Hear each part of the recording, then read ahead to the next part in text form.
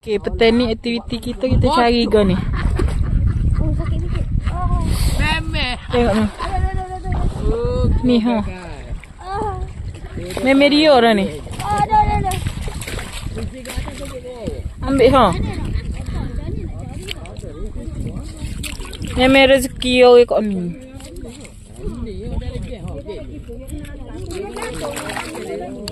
Oh, tengok set kita. Set kita dengan baju-baju comel mari cari ikan ni.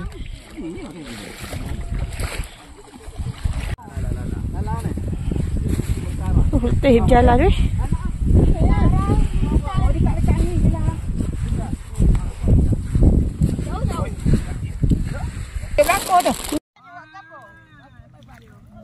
Buat apa tu?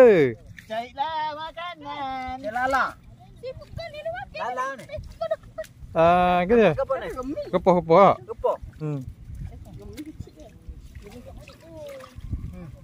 Banyak bel. Mana? Ada mata boleh makan? Tak tahu ke? Ada mata tak? Masalah tu. Ada mata kedok.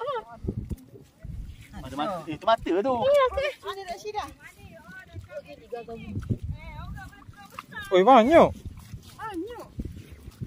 Mabuk ke? Ni boleh ni. Ni mata dia. Dia macam plastik. Masuklah lu kan. Kita masuk. Mana lagu mana cari? Oh, senang korek aja. Kalau tak pakai slipper, pijak-pijak sakit dia tu. Bakar lah. Kita cepat belajar. Nampak tu ni duduk kumpul-kumpul dia, nampak?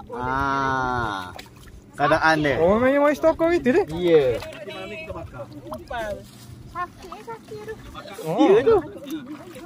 Oh, sebab tu cakap jangan pakai slipper.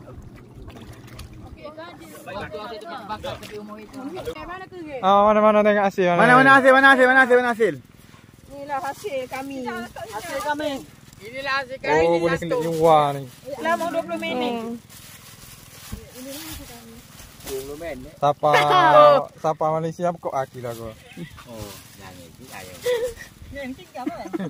Kalau mata pergi sini saya tu. Oh.